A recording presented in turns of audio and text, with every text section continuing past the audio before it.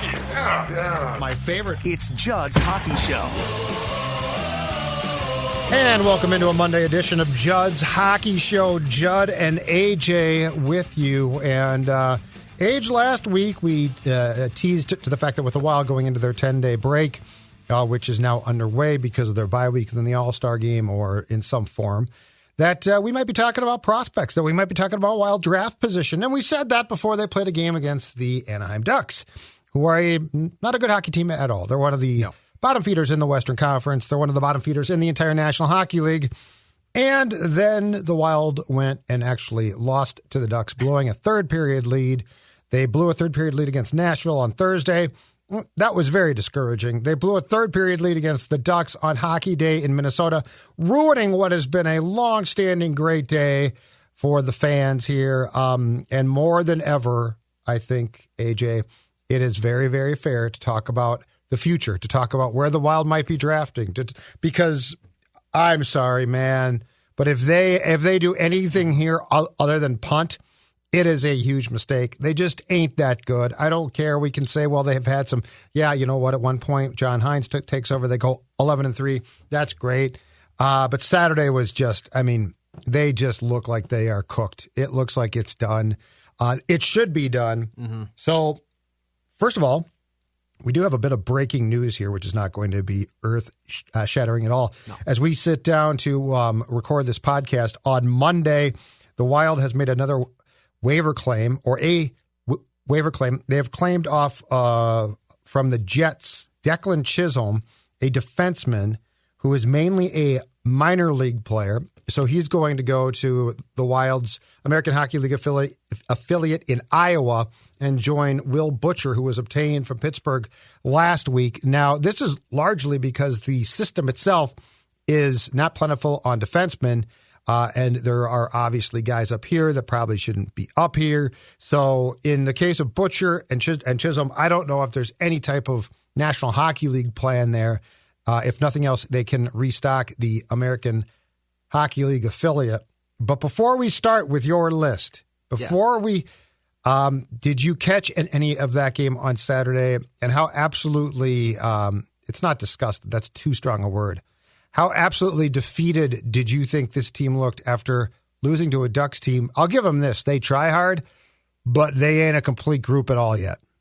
Yeah, this was a game that I had to kind of watch sparingly. The past two games, I'll admit, I wasn't able to actually sit down and watch start to finish. Mm-hmm. But, granted, based on the results, maybe they did me a favor. Just because what I did catch of the game, and I said this on Twitter, this cements, I think, the outlook for the Wild the remainder of this season. If you cannot go into the third period leading the Anaheim Ducks this was the last must win game, and I think it was decided after the blown win to Nashville, where you're leading into the third, same predicament, and then you just kind of crumble. Losing to this Anaheim Ducks team, winning going into the final 20, that's all you need to know about this club and what they can do. And I know, sure, they're missing some guys here and there, and people are hurt and all this other stuff, but and I'm a broken record on it. With the hole that you're in and just how far behind the NHL's 2-1-0 points structure, you are just not a good enough team. You're not a lucky enough team to be able to win and have other people lose so that you can get back into the picture, back in the mix of things, get a wild card spot. There's just not enough time left, and frankly, you're going to be sitting on that point of you're drafting outside of the top 10, but you're not going to be pushing for a playoff picture. So this tells you everything you need to know about the team. You can't lose to the Ducks. I don't care how shorthanded you are. At home. On hockey day, we never lose. On hockey day. On hockey day. You never lose on hockey day. Keep in mind, the Ducks they snapped a 13-game losing streak. That's how bad that club is. And you let them walk into your building on hockey day and snap that losing streak. So, yeah. Without Zegras, too. Oh, don't. Yeah. Jesus. Yeah. I don't even want I'm not mad, though. What? I am at peace with this. I am accepting of this. Like, I'm not. This isn't like the old days, AJ, where it's like, okay, this is ridiculous. These guys, I think that this is just an acceptance of this team does not. And look, this team deserves no help. They're not deep. They, poor Gustafsson, the last 2 games, at some point in time, he's not Ken Dryden. He's going to allow goals. And so I'm not mad. Now, it's important to keep a couple of things here in mind as we start this exercise talking about where it's possible that the Wild will go with draft picks. The first thing is half the league does not make the playoffs. So there's 32 teams. 16 make it, 16 don't. The way that the lottery is now set up, the teams that have a chance at the top pick are the top 11 because you can't move up more than a certain amount of spots. So you do not want to be like Team 13. You're screwed then. And you stand to get a good player, but you're not in the lottery. And God knows what the Wild has going for it now is a chance to be in the lottery. So as of right now, Age, tell me where the Wild would potentially draft and then start to go through your list. I believe it's 10 deep of players that you have unearthed as being potential draft picks for a team that I'll remind people in a couple of years, there's a lot of help coming. It's not in Iowa. It's, Russians and Swedes. There's a lot of help. So as we talk about the Wild potentially transitioning into being in very good shape coming out of cap hell, give me the lowdown on a draft position and then some players' names that you liked. Yeah. So what I'll do here is let you know they are sitting currently in the 6th spot. That gives them a 7.5% chance of getting that first overall selection. And I think we all know who that is at this point. But what we'll go through here is I have my top 10, and I'll go counting down from 10 to 1 from kind of those fringe guys to if they can get that first overall pick, who they're going to get.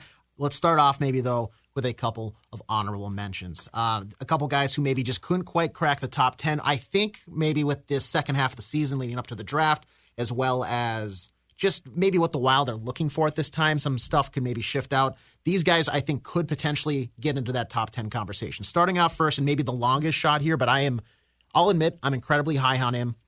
The center from the Kelowna Rockets, TJ Ginla. The eldest son. Oh, you just like the last name? Of Jerome McGinley. No, well, the thing about him is he's an excellent skater. He's got great size. He's able to beat guys in that kind of long north-south skating ability. So he's got the speed, and which is incredible because he doesn't sacrifice anything there despite his size. And his puck skills from a lot of scouts, they're remarkable. He holds onto the puck, and it's almost like it's super glued to his stick. I'm seeing him go as late as like 30th. I'm seeing him go as high as 9th from a lot of mocks. So this is maybe the biggest wild card. Interesting. I think he's a very low teen pick right now. And I think if you can get him mid-teens, late teens, that is going to be the pick of the draft if it were today. Okay. Right outside there as well. Right winger, and I think maybe the most well-rounded winger in the draft. He's not the most dynamic guy by any sense, but he does a lot of things really well. The jack of all trades, maybe master of none. Sure. There's Michael Brandsig-Nygaard. He plays over in Norway. He plays with Mora right now. He's got a pro build, which I think is like the biggest addition to his game. He's not going to go out on the ice and get pushed around. Maybe the biggest thing that adds to him, a very competitive motor. Like he's always getting into the corners. He doesn't take a shift off. Power forward. Yes. 2 defensemen that are also outside of the top 10 in my opinion. Adam Jiricek, younger brother of David Jiricek, first round selection by the Columbus Blue Jackets. I want to say last year. He just ripped the team. So that's, maybe there's some off ice stuff that you never know. But Blue Jackets deserve it, so don't get me wrong. Great mobility. He's well rounded. He's having a down year right now, and he got hurt the first game of the World Juniors. So we'll have to see maybe where he comes back once he does return to play. Maybe that affects his draft stock as we approach the draft. Okay. And then American, Zeev Buium. He's a left-handed defenseman. He logged a lot of minutes in the U.S.'s gold medal campaign here at the World Juniors. I think he played 18 minutes or more in every single game for the U.S. Just once again, very well-rounded. He sort of does it all. He's a very good two-way defenseman. Now, you brought this up a few weeks back, and the more I examined it, I'm inclined to think that you're correct, too. I think as we go through this list, I do think that if you are looking at positions where you would probably lean towards, if it's a close call, feel like defense and center. Mm-hmm. but defense for sure. Because Spurgeon's going to age out, right? Faber's going to be great. You've certainly got some guys. But it feels like to me that if I was just breaking things down, if I was Bill Guerin, Judd Brackett perhaps, since my name is Judd, I feel like center, because you can never really have enough, and defense for sure. Right-handed shots probably, but those would feel like, to me, to be the two spots. Okay, well, this works well into my number 10. I figured this was going to happen. Prospect. Yep. Out of Saginaw Spirit in the OHL, 6 foot, 178-pound right-hand shot offensive defenseman Zane Perrick. Graphics. We have graphics, folks. I spent quite a time this weekend. Very nice, AJ. 22 goals and 66 points in 43 games played in the OHL for Perrick this season. My quick write-up is he's an electric offensive defenseman. He's not afraid on cutting down into the slot and kind of almost like quarterbacking and bringing the play low himself. He does find himself low in the zone as well. He'll get kind of into the corners, and he's not afraid to jump on the rush, almost like a winger would, and overload the defense with an on-man rush. A lot of younger defensemen, I think you may notice, like, I have to stay along the blue line. That's my role. Yeah. He doesn't. He's very confident in his offensive ability, and I think what he lacks defensively maybe makes up for that with what he does in the offensive zone. Sounds like a power play guy? Yes, and my one takeaway is that at times he does roam almost too freely, and I think his coach has said that they've been working on that this year. He's been cutting back on it, but he almost will, like, at times be so confident where he wants to go that he just bunches up with maybe a winger and almost step on their territory in the offensive zone. So he's very confident in his ability there, which is good. It's just he's got to scale it back and be a little more conservative at times. But number 10, Zane Perrick, right-handed offensive defenseman. And I will say this, in watching, and Dean didn't mind it, but I feel like Hines encourages it a lot. I think Hines really likes it when the defensemen jump up into the play. So this sort of dovetails. Like if you look at what the defensemen have done, especially since Hines got the job, Middleton, for instance, is always in the play now. And he's never a guy that I thought of like that. So this guy's skill set might be a very nice fit for what John Hines wants to do long-term here. To number 9, Konsta Helenius, a Finnish center, 5'11", 180 pounds. He's currently on loan in Liga with Jukurit. He's from Tappara originally. He's got 8 goals, 24 points in 35 games played this year. Mm-hmm. This is a guy who a year ago, when we were looking a year out, I had top 5. He kind of has all the characters you'd want out of a center. And I think in a draft that's a little shyer on center products, he's still going to get the benefit of the doubt because he's one of the few centers that I think tracks as still eventually being a top-line center for any team that takes him. Sure. He's having a little bit of a down year. And you saw that with the World Juniors. I want to say he had 2 points in Finland's run. It was maybe a lackluster time for him despite some other successful games for his team. But the thing is, he's a flat-out natural playmaking center. He's seen his numbers dip slightly. His team has kind of had some on and off games, but where he really stands out in his game is his passing ability and his drive to compete. A lot of the film that I've watched on this guy, you will, similar to how we talk about maybe Brock Faber making a mistake, he makes so few so you remember them. Okay. When he makes an errant pass, you're going to remember it because he has so few. The accuracy, the vision, and the weight of his passes, whether it's a quick dump off or like a stretch pass cross ice, it's incredible how good he is at finding his teammates. And so any winger that's going to be on his line is going to benefit and have their play elevate just because of how he distributes the puck and how well he is. His shot is all right. I wouldn't say it's the best, but it does get a quick release, which is what you want. It's not going to wow you or anything. But the thing is, back to his drive, he plays a full 200-foot game. He will go to the dirty area. He's not the smallest guy, but he's not going to play like he's a 6'3" guy either. Right. But he's not afraid to go into the corners against those bigger guys as well. So this is a center that it's a true two-way guy that has a passing ability. So you're going to see him probably be a top 6 center, if not a top line center for any team that takes him. I'm very intrigued there. I'm very intrigued, except for the fact that you have him ranked 9th. He's from Finland, and that's Koivu's number. I don't like that, but you know what? I've got to get past that myself. So yeah, if the dude can pass like that and perhaps operate on the PK, that's going to be a big help. Number 8, we still stay in the center slot. Okay. Caden Lindstrom with the Medicine Hat Tigers in the WHL. Interesting note on him. 6 months ago, he was listed at 6'5", 220 pounds. Ooh. NHL Scouting now recently has downgraded that to 6'3" and a quarter, 210 pounds. What happened? Not sure. Not sure what happened there in terms of just how he goes about. That's a lot of That's shrinking. That's a noticeable shrink. Yeah. 27 goals, 46 points, and 32 games played this year with Medicine Hat. The thing about him, he's an athletic freak. Like this guy, despite he's a big guy, he's got the size, he's got that pro build. You're going to hear that a lot from my top 10. Like it. He plays bigger than he probably looks, which is impressive. And how many times have we seen the bigger wild winger maybe shy away from playing like that?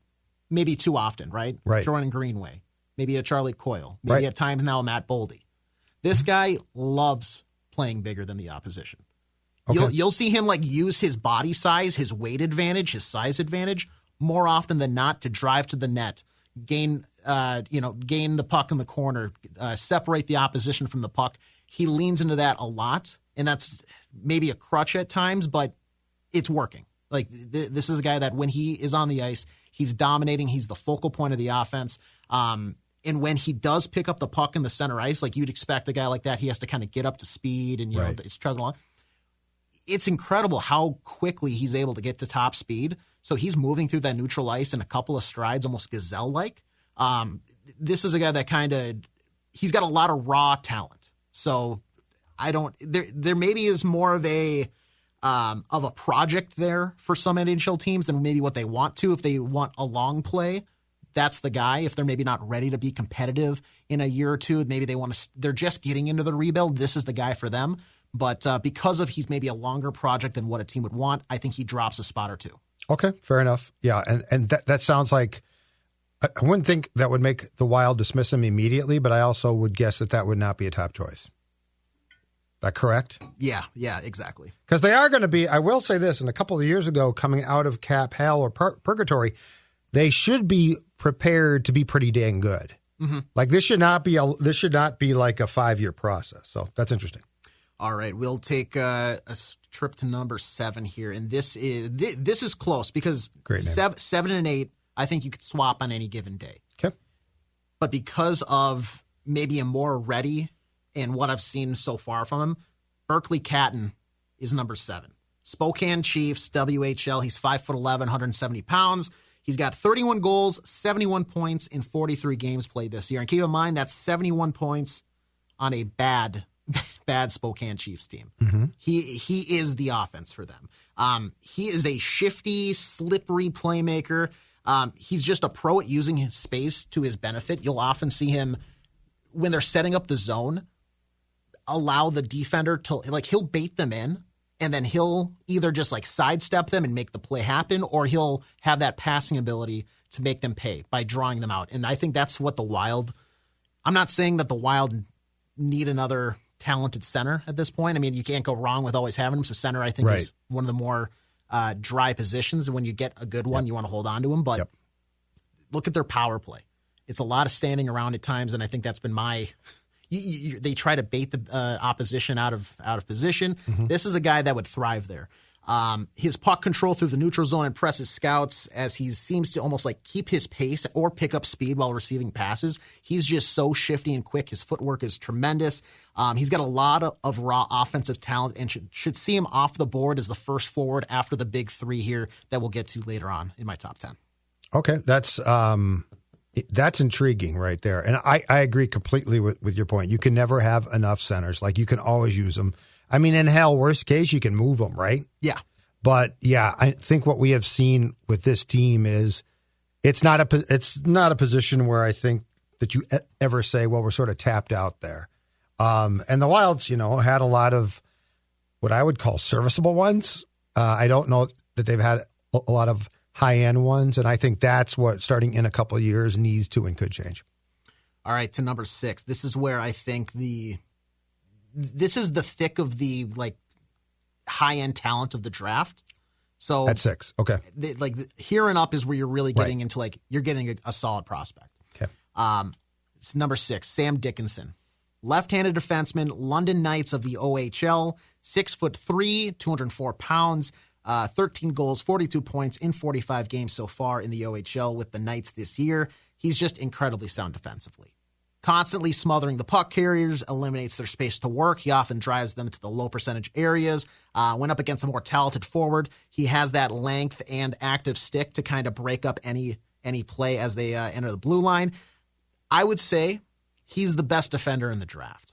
He has probably the highest floor, but maybe not the highest ceiling. He would be like, if you're in this top 6, if you want a safe pick, it's him.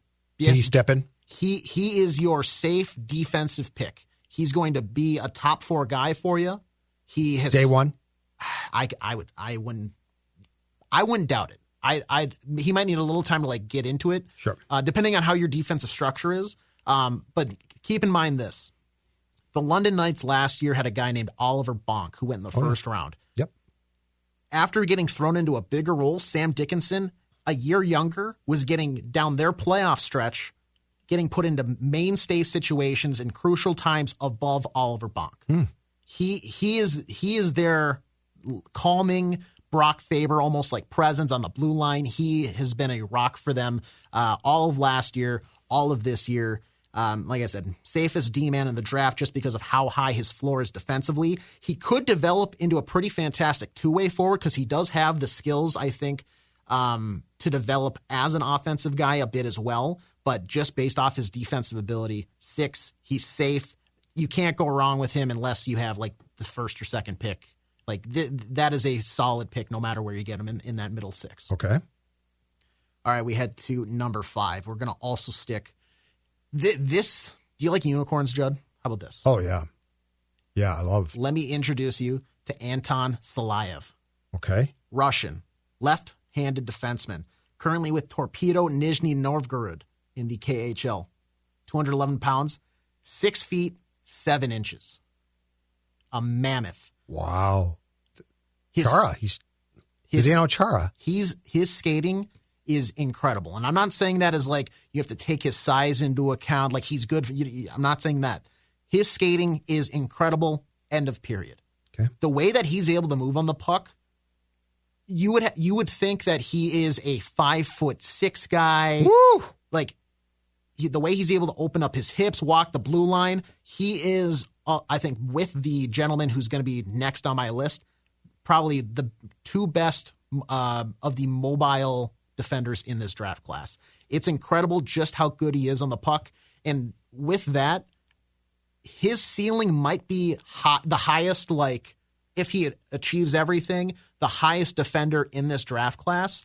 We just don't know yet. Right now, he's got 3 goals on 11 with 11 points in 53 games for Torpedo this year. So like the numbers aren't really there, but he is on their power play. He's on their penalty kill. Maybe his like flaw is that he gets a little trigger happy. When he's on the power play, when he's on the blue line, he will opt to just let his shot fly towards the net instead of maybe look for a better option. You could argue on the other side of the coin is I'd rather a guy be confident in his ability rather than give up a chance. Yep. I can see the other side of people saying, well, no, I want to be more patient and have him grow into that. I'm fine with it. For a guy his size, that is a physical presence too, because you can always have him bulk up a little bit. Like I said, he's 211 right now. You can have him bulk up. So he is a rail right now. Yes, and that's the one thing. He is a little weak for wear, but I think just given his size, he's just coming out of that kind of 17 years of age. You're going to be able to get him a little bulkier there. So Anton Salayev, 6'7". I mean, unicorn defenseman. Left or right-handed shot? Left-handed. Okay. So he could be paired with a guy like Brock then. Faber. Yes, absolutely. Okay. That's that does sound, as far as size go, those specs, that sounds like Chara.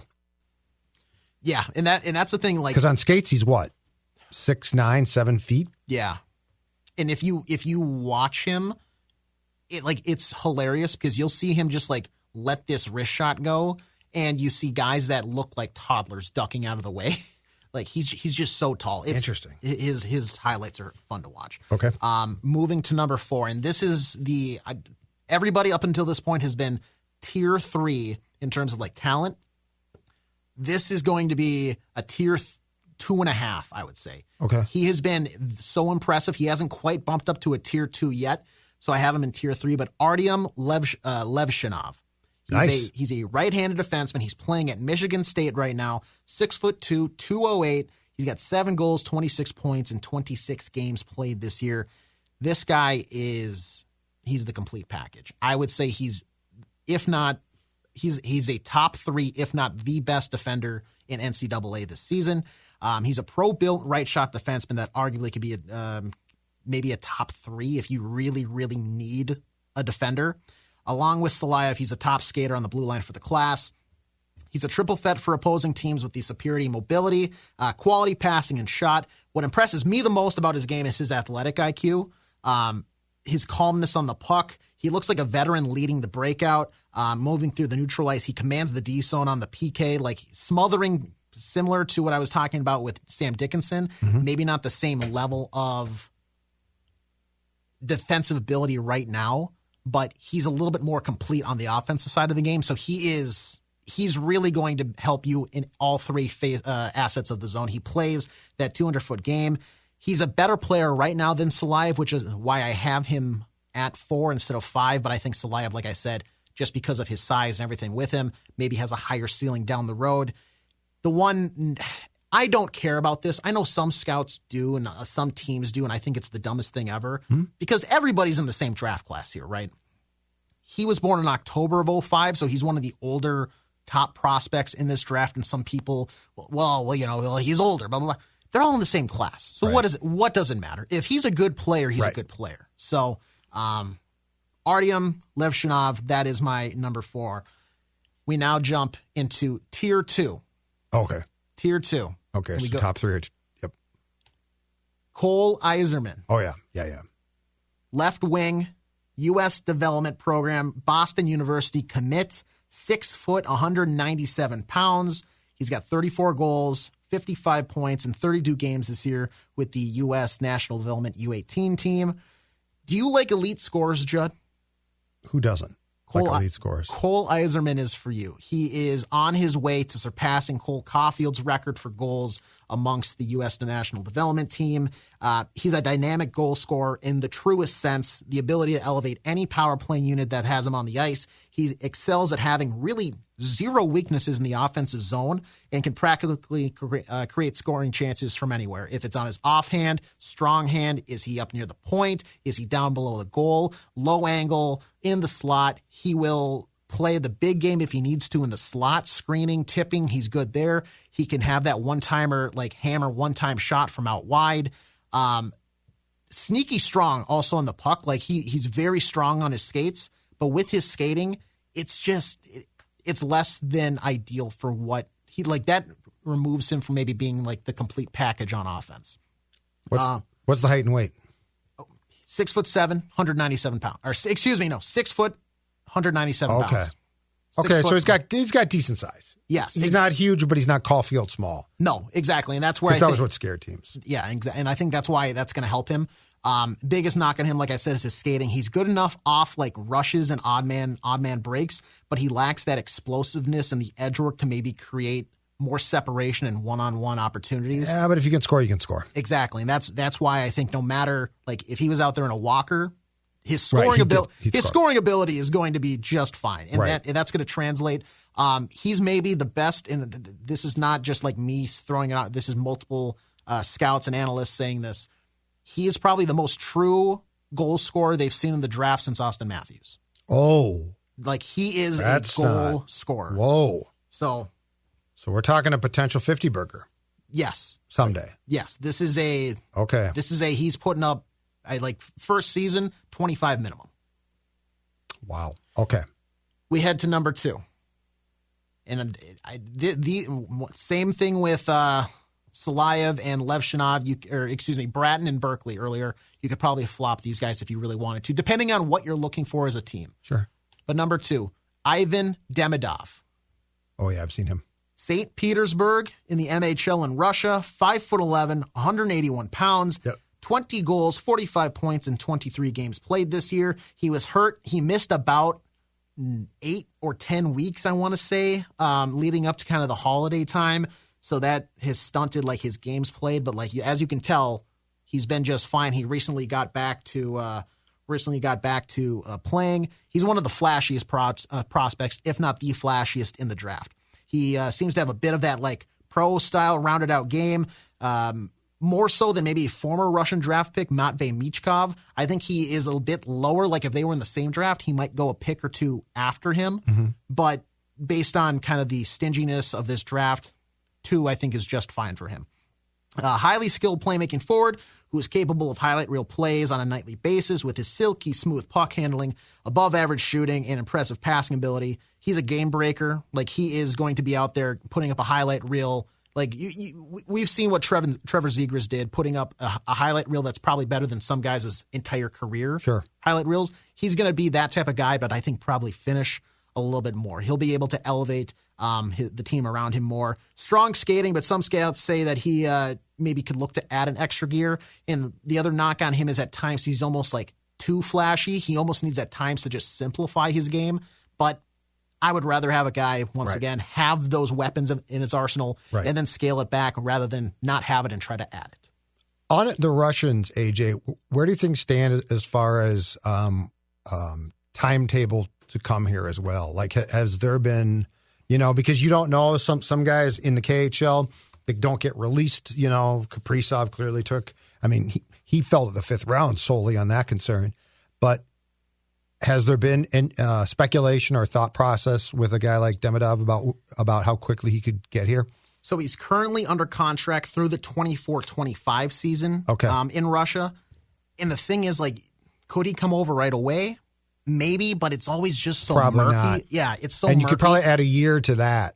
Like, it feels like a lot of these guys, or some of them for sure, stay the extra year. Yeah, exactly. So there always seems to be that like extra, we're going to tack on one more year of extension just because type of thing. Yeah. So let's say, 24-25 probably turns into 25-26, and then you have him for the 26-27 season. Okay, which puts him at that point 20-something, right? 20. Exactly. So it's 3 or so, 22, 23? Yeah. Okay. And then we come to number 1. I think there's no surprise here. Macklin Celebrini. Celebrini. How could it not be him? And he moves into a tier of his own. He is tier 1. Woo! The only one. Macklin Celebrini, center, Boston University, 6 foot, 190 pounds. He's got 17 goals, 33 points in 21 games played this year. He had 4 goals, 8 points in 5 World Junior Championship games with Canada this past holiday season. He's coming off a shoulder injury last offseason. That has not slowed him down one bit. Nope. He's thrived in the NCAA for honestly as young as he is, one of the younger guys in all of college hockey. Yep. Great hands, tactical shot from anywhere in the O-zone, hard work in the defensive area. For his age, remarkable off the puck movement. Like, he gets himself into the right spots, which I think is the biggest thing for a guy his age. Like, he's leaps and bounds ahead of other guys who are a year or two or maybe older. Yep. So he's got that. He's maybe been in the league mindset already. So yeah, puts himself in the places that you're really going to want a guy off the puck to be. He does that consistently, and he anticipates the play really like no one other in college hockey right now. I wouldn't put him in like the Bedard, McDavid, Crosby tier, right? But I would say Jack Eichel, Jack Hughes, like he's a step down. This is a guy that's not too bad though. No. He's like superstar for whatever team that takes him. He's going to be not a generational talent, but he is going to be a superstar. Dominated the college level, so there's really no doubt that we should see that drop off moving into the NHL.